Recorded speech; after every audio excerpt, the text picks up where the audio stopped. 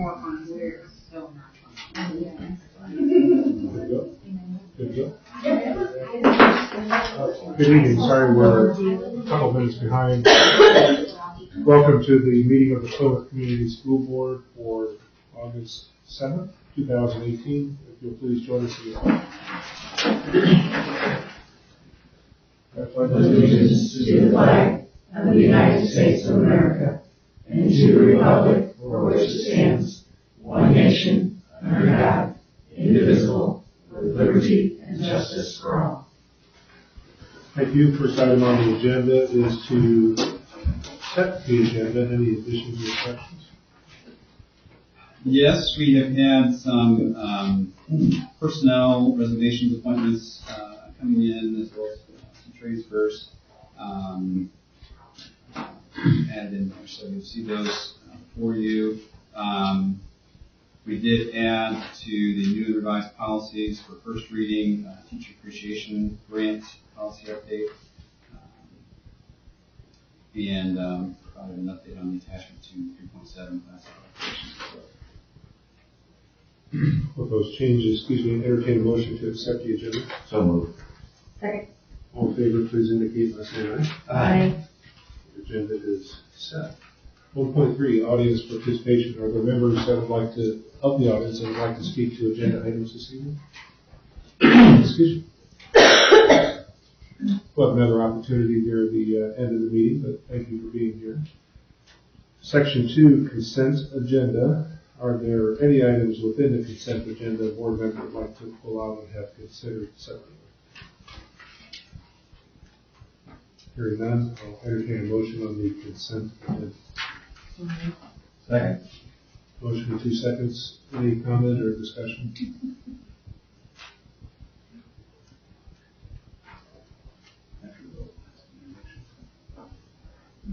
Yeah. Mr. Kaufman's here with a few of his recommendations. We may change our mind once we meet people. Well, good evening. I'm going to go ahead and have, I'll have Tyler stand up first.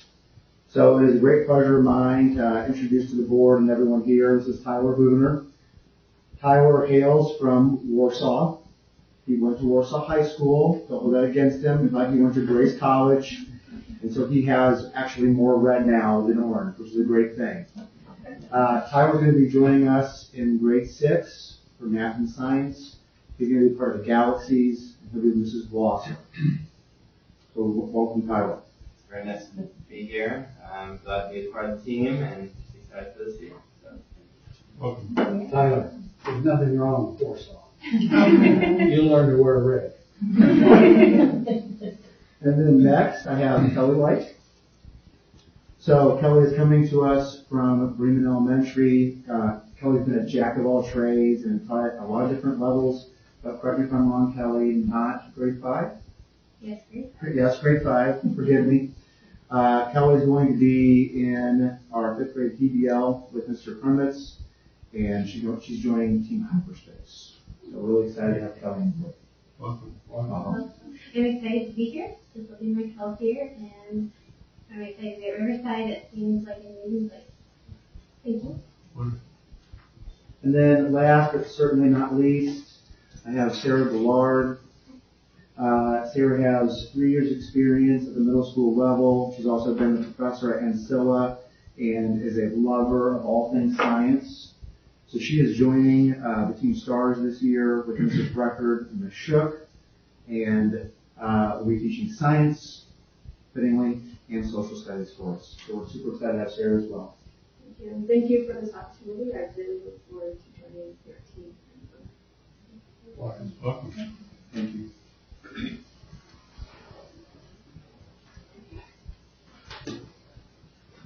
What's that? All good to go?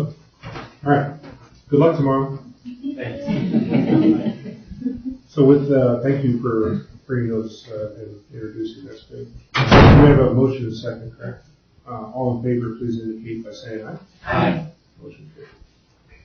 Okay, we'll move along to section 3, business transactions. 3.1 is an update on the project. Yeah, happy to have Derek here again from the Skillman Corporation to provide an update on where we are with the Lincoln project. Good evening. Over the past month or so, we've been steadily progressing on the site. A lot of the things that are being completed you really can't see because they're underground. A lot of the site utilities are just about wrapped up. We've probably got about 2 more weeks with those.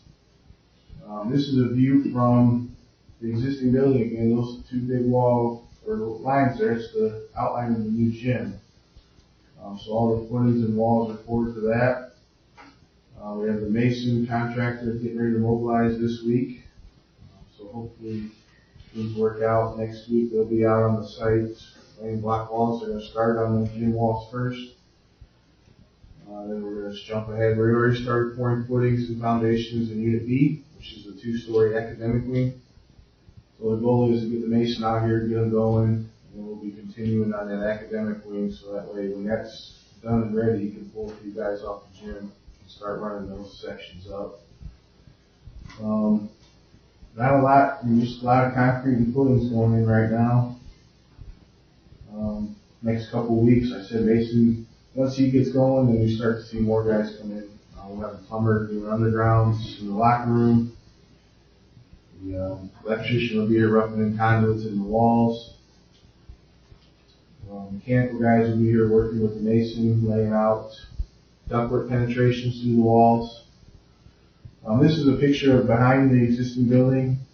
They had to run some sewer or storm lines to tie into that big pond that we're building.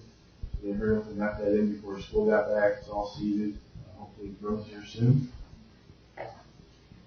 Eric, I had 2. We've added a temporary fence to that area, I think, today or yesterday, just to help keep the area safe. Parking lots, they're all the north and the east line are stoned right now, so that's another spot for laydown area. We've still got to put in our access roads around the site. Once he finishes up with the bulk of the utilities, we've got a few spots where they can allow the mason to drive around and the guys to get around the site. We're not going to do any paving until March or spring or fall of 2019, so we don't want to take any risk of damaging the asphalt. It's a lot easier to fix up some stone if it's rutted up or whatever. Yeah, things are progressing nicely right now. A lot of work ahead of us, try to get most of it, as much as we can before winter. It's, we'll be in the winter conditions and things will slow down somewhat, but not drastically. Do you feel you're pretty much on schedule? Yeah, we plan on starting walls around mid-August. So yeah, I don't see. Did you go back one? Who's doing that? Oh, it's okay. I thought I saw something wrong. We did complete all the geopiers. Those are the rammed aggregate structural stability system. Look at that bottom picture, you can kind of see the whole. It's a piece. It looks like a round circle of gravel. So that's what your building will be resting on, along with the earth. There's 1,100 of them put in. So everywhere there's a wall that holds up the building, they're every 5-6 feet underneath. Greater stability for the building. Yep. It's almost considered like an additional insurance policy. It was needed based on the soil reports we had. The parking lots did pass, so we don't have any issues with unsuitable soils there, which was a bonus. We were kind of teetering on whether or not we really passed or not, but passed all the testing. Looks good. You were going. Yeah. Plan on it. Just so you know as well, we began conversations and some study this week of the current Lincoln and just preparing for the design process of that renovation as well. Jim, this is some pages, so I'm gonna have to resend it. Did you take any out? We just took pictures. Oh, okay. Okay. The other stuff that I can kinds of stuff. Okay, cool. Any other questions, comments? Appreciate that. Thank you. Thank you. Item 3.2, report on alternative school. Having have Katie here to give us an annual report on alternative high schools. I'm happy to be here. Okay, So this year was based off last year, the 2017-18 school year. Just a refresher, we were established in 1998 under Susie Clevenger. We have 2 sessions during the school day. First session's in the morning from first period to fourth. Fourth is also our new advisory period, so that'll be really good to work with those kids and just have an extra 25-minute period with them. Afternoon classes are 5th through 7th, so I have them for 3 periods, so they get a lot of work done. Night school, that will start after, I want to say, Labor Day, right? Yeah. We do that Monday through Friday, 3:30 to 6:30, so they get to work in the 3-hour block. So this is our 20th year. Yeah. Isn't that remarkable? Yeah. Is there an anniversary party or anything? I should plan something. I think I'll be down for the count for a while, but it would be fun to meet up with Susie and just reminisce. Yeah. You know, it's kind of funny you mentioned that. I didn't even realize that it's 20 years. Okay, last year we made this shift where we're doing everything exclusively on grad point. We were blended with Canvas, but we just put it all on grad point. So we do reading, writing, and grammar. The only thing we do, and we still believe in, is the red dot where they have the handheld books. We do reading circle in my class. Me and the kids will go through, we'll pick out a book, we'll read like 2 or 3 a year just so they have it and then they can take their test on it. We do offer alternative assignments because I've had kids that want to read books that aren't on the school's list for the test. So we just have them do like book reviews and character synopsis and things like that. So that's kind of the blended portion. Kirsten is the provider for GradPoint. They offer prescriptive, sequential, and flex. I work exclusively with prescriptive and sequential. Flex is for kids that are homeward bound. If they can come in, they can jump around chapter to chapter, but all the quizzes and tests are password protected, so they have to come in and take those in person. Prescriptive is just like it sounds. If someone did really good on chapter 2 in U.S. history, but then failed chapter 3s and 4, and they want to be able to move on with their credit and recover it quicker, they can test out of it if they have the background knowledge. They have to get an 80 or better, and so excuse them from those chapters. But most of my kids are doing things sequentially, because they only come to me for part of the day. Usually those are the kids that are expecting moms, so, or moms and moms. Traditional coursework options. We do offer whatever's best for kids. I've had kids that have to work with the book versus the online portion of it. We do offer like GradPoint does send us books for peers, so it's really good. Success stories. This is the reason why I like to come to work.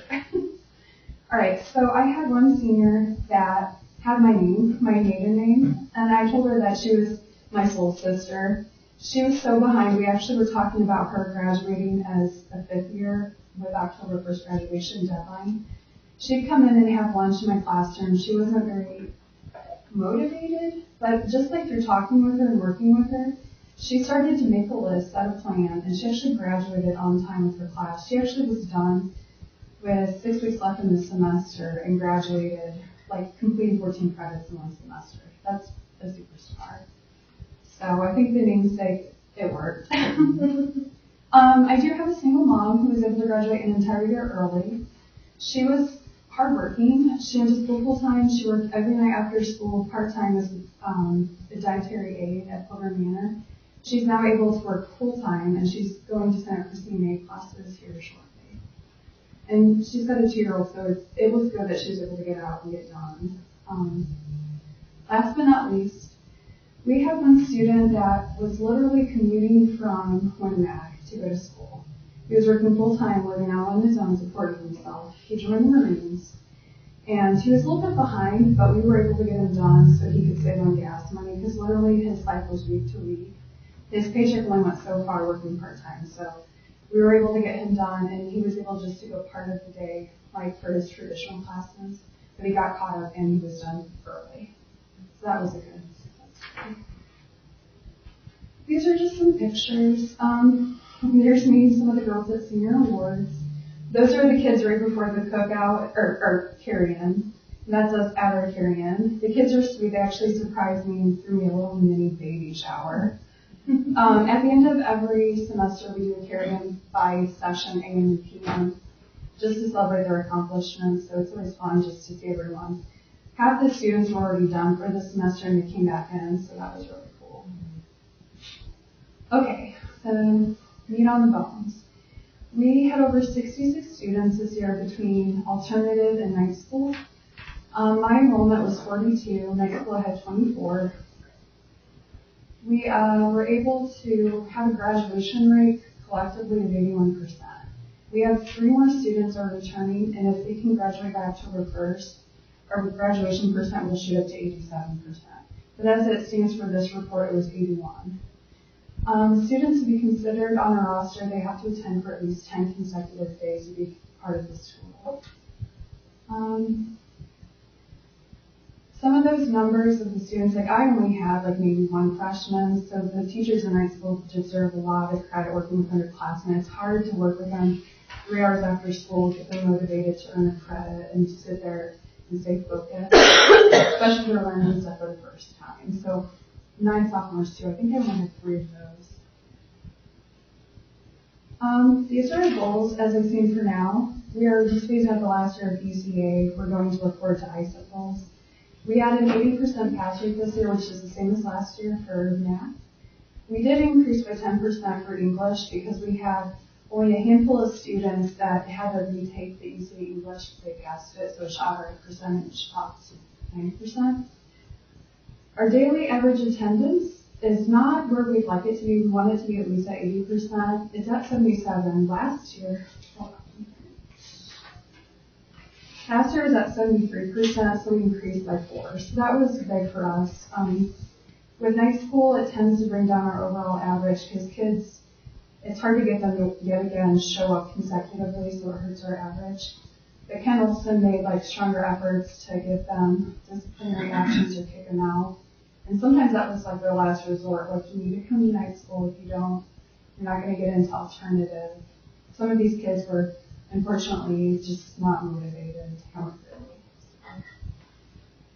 All right. Handprints. So for semester 1, we earned 101 credits. Semester 2, well, I was actually surprised. Semester 1, I topped out at my first year, I think it was like 80. So we kind of increased it this year. Semester 2 was a bigger one, but it's really cool to see them almost perfectly balanced. Kids were year-round working hard, I felt. Oh, just a backstory. Every time a kid earns a credit, they put their handprint on. Towards the end, we quit doing it because it just was too messy. And then last but not least, course completions. For the collective credit recovery, night school, and alternative, we recovered over 502 credits. That's up from last year, which was 482. I want to say, I think it was 470. So each year we're steadily progressing. Kind of sad because some of the kids, they should have passed it the first time. But some of the ones we have in alternative or night school are taking the class for the first time. So it's a genuinely earned credit, and they're doing well in the alternative setting. And homebound students are included in credit recovery. Those are kids that they're out because they had surgery or for different circumstances they came to school at the time. So that is it. Are there any questions?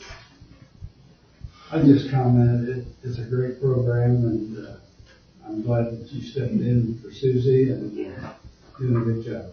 Yeah, keep doing what you're doing. Thank you. Okay. Well, thank you guys. Thank you very much. Thank you.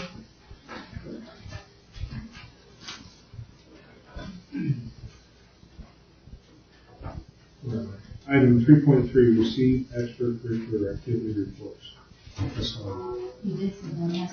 They are all right here, and I have reviewed them, and everything looks to be in order.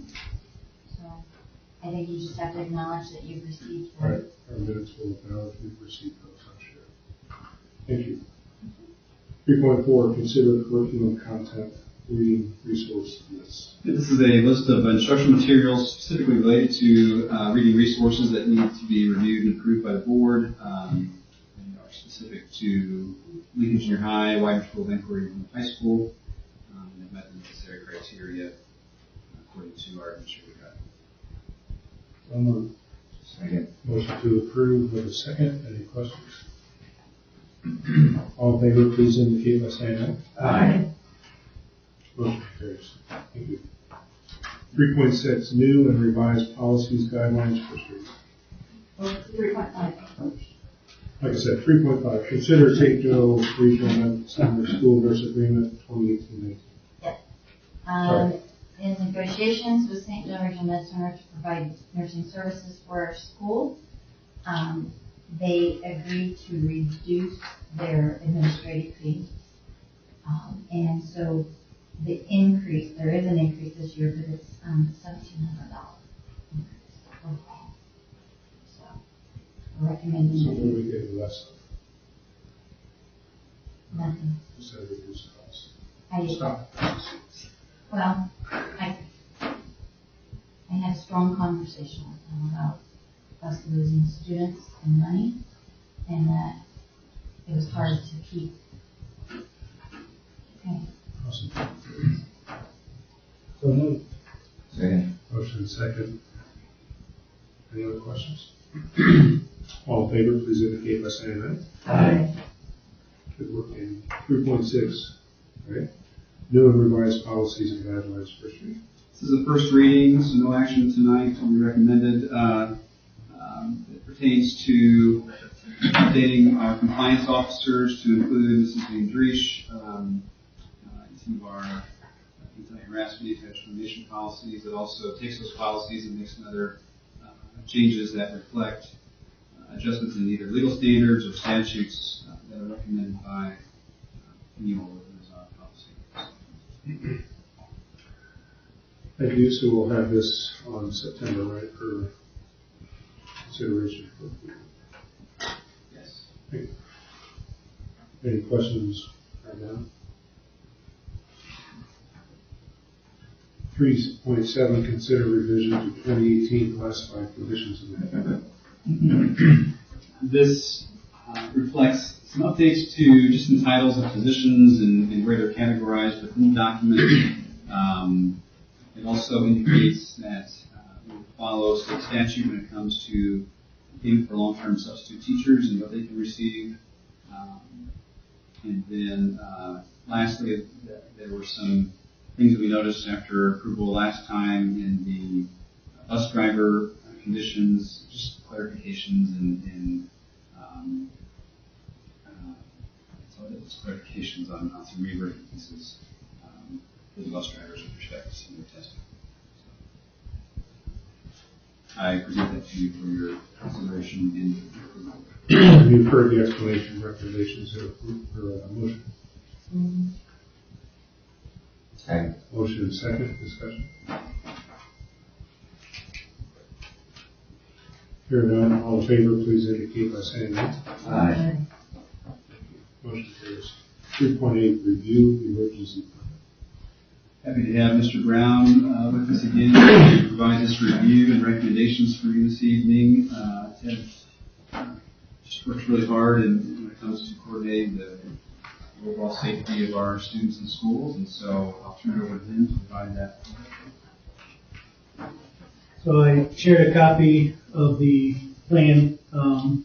Right now, we've only made a couple changes in the contact information because we're waiting for the State Fire Marshal Office has made some changes, and they were a little slow in getting us some information. So the new law that states you can wait 3 minutes to evacuate a building when you have an unplanned fire alarm. Before we put that into our policies, we want to see all the logistics behind it, how you would announce that over a PA and stuff like that. So before I put anything into our things, I want to make sure it's going to be smooth. So I have reached out to some principals that have already done this. They're doing it, so I'm waiting for them to get back. So the other item would be our threat assessment team. So we are going to put that into each building. It's actually going to be a document that Penn Harrison shared with us, and it'll really, I think, help our staff when they get a threat made by a student to help them navigate through all of the process to see where that actually ends up and who will be the ones to be investigating it. So it was developed by, I think, Harvard and Cornell or something like that, and it's a great tool for us to use. So I want to get that put in place too, after we, again, tailor it exactly to us. So those will be the major changes to the policy once we get all of that in place. And what are we being asked to do this evening? Or this is an update? There are some corrections in there with contact information, things like that. So we'd ask that the board consider approval of this initial plan, and that allows us to make submissions to our necessary oversight from the DOE and ensure that it's adopted annually by the board. So these potentially other updates that you're referring to, those. We'll bring those back once we have timing wise. I hope by the next meeting, Oh, if everything goes smoothly. I make that motion. Second. I'm not sure what motions. The motion to approve Oh. the updated version. Yeah, we're not doing anything with the things that you're going to bring back. We'll do Not that. yet, right? Website? All right, everybody else knows what's going on. Discussion. I wanted to ask Ted, what about the metal detectors? I saw that we're gonna get X number, and I'm sure that you're gonna have to review and see what they are and how they're gonna be utilized and all that good stuff. When the governor announced this, my first call was to Dave Bacon, the chief, to get, because to truly work a metal detector program effectively, you really should have 2 law enforcement officers at each area. Because if you do find a weapon, the police are the ones that need to handle that. So you would have one officer actually take the person away to search, and then another officer could continue to work that system. There's only 24 officers on Plymouth right now.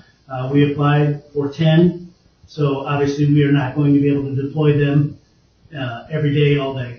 So we've kind of talked together, along with Mr. Hartley and the mayor, about how we envision seeing these being used. And so once we get them, the state has also given all the schools some policy guidelines that you can adopt if you choose to with those. So once we get those, we will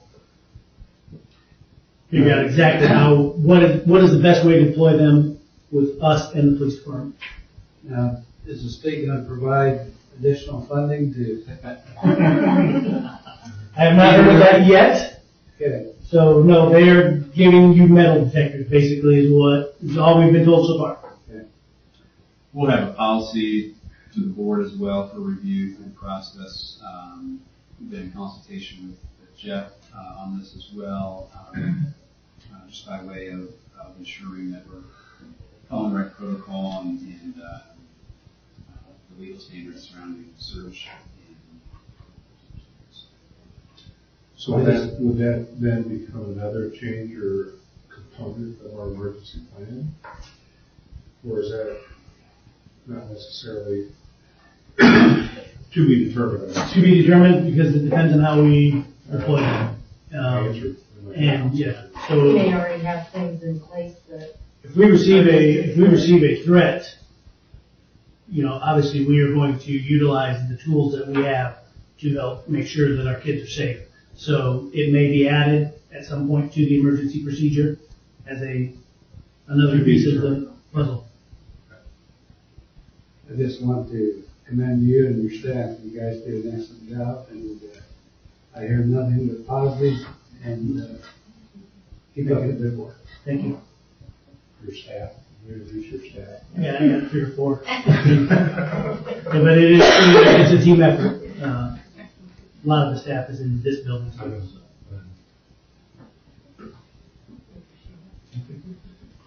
Any other questions?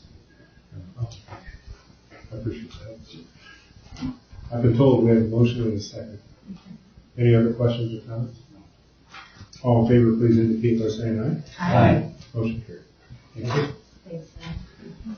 Section 4, superintendent remarks. Well, it is definitely an exciting time of the year as our students are coming our way. We're happy to welcome our teachers to back to school today and our initial of the year meeting. We have amazing individuals working for Boone Community Schools. We really do care for our students' well-being. And just in summary of what's been occurring, our custodians and maintenance staff really been working tirelessly to ensure that we have clean and ready school buildings fit for our students. Our technology staff have been working hard through necessary upgrades to ensure that system is ready. Our bus drivers have been going to their required trainings and practicing their routes to ensure our students get to and from school safely if they do happen to ride the bus. Cafeteria staff is prepared to provide breakfast and lunch for our kids. And again, today, we welcome back our teachers. The energy in the room this morning was contagious. We went through and observed meetings that they were in throughout the rest of the day. What they accomplished in there and in that time frame was anything but routine. The goals do remain the same, and that is to pursue that all students achieve at high levels. We continue to engage our community and stakeholders and provide leadership with integrity and fiscal responsibility. In order to achieve this, we have to have a positive and inspiring connection with our students, and the work that was being accomplished today was a great start, and we're really excited to have our students back and see the magic happen. So appreciate everyone's efforts and contributions today. We did provide just a water bottle with a positive message on it that every day is a great day, and some days are even better. And we encapsulate that and just continue to strive to model that in all that we do. So we're ready for our kids. Wonderful. Next meeting is our budget workshop, and that's scheduled for August 21st at 7 o'clock. I'm sorry? I won't be here.